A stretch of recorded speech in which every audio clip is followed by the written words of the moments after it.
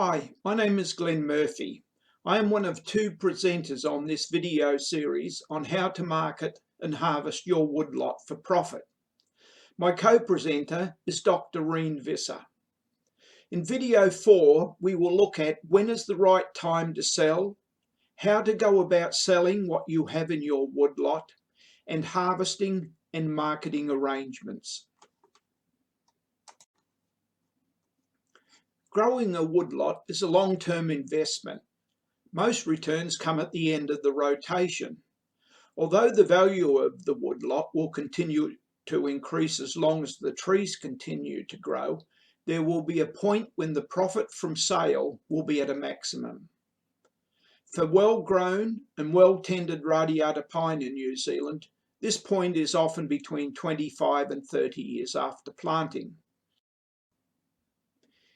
It will vary with growth rate, log quality, log prices, and the required rate of return.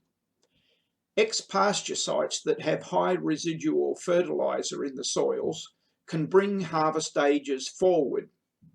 In post-1989 ETS registered forests, the value of the carbon and the forest's ETS status may also influence the most profitable time to harvest. In video 3, we were reminded that market fluctuations in log prices can be large and rapid. Market dynamics can be a significantly greater determinant on forest value than a theoretical rotation age. Woodlot owners, especially those with small woodlots, will almost always be in a queue for a harvesting crew and will be unlikely to be able to specify exactly when they want their trees to be harvested.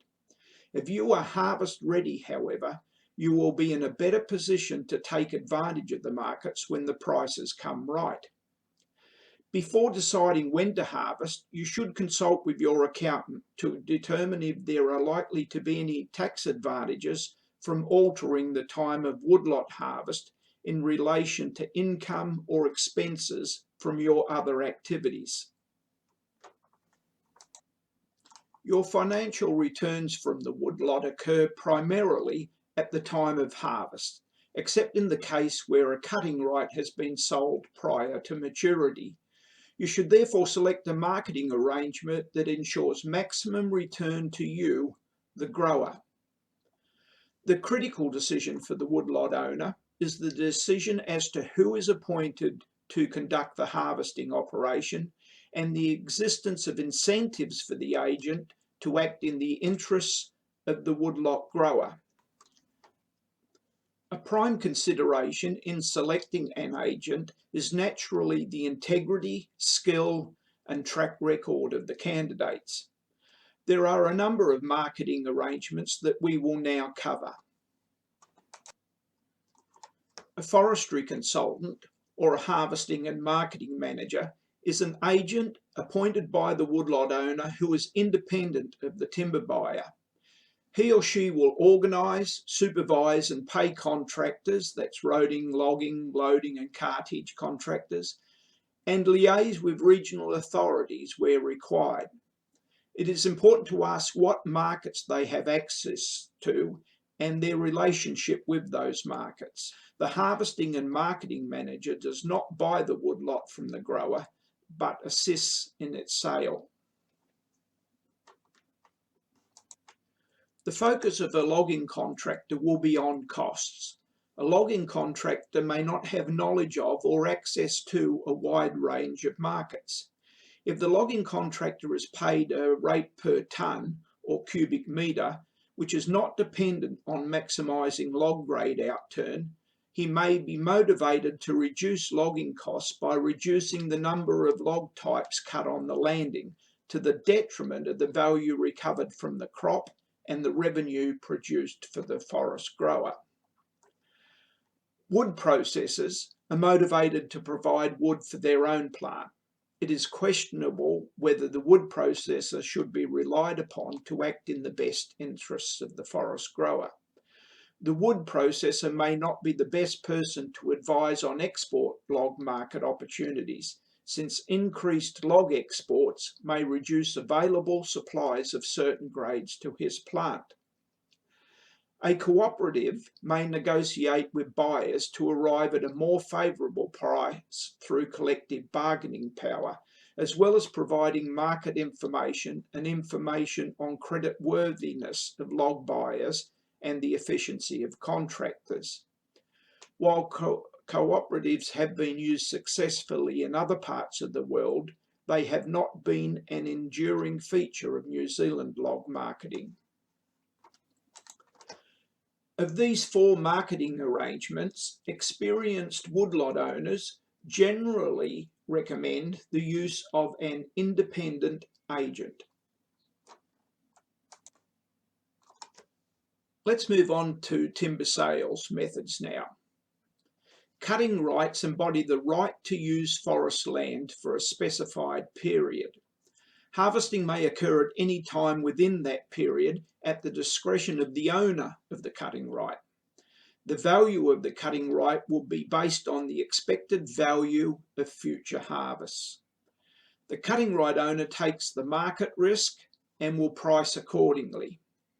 A deposit on the expected future value may be paid on purchase of the cutting rights. Cutting rights are sometimes used by the woodlot owner to obtain income before the trees reach maturity. A stumpage sale is the sale of standing trees, that is, on the stump. Harvest access, logging, loading, log transport, and marketing and sales are the responsibility of the buyer. Again, the buyer takes the market risk and will price accordingly. There are three types of stumpage sale. The lump sum sale, which is based solely on pre-harvest inventory assessments. The buyer assumes all risk associated with differences between predicted and actual harvest volumes and values.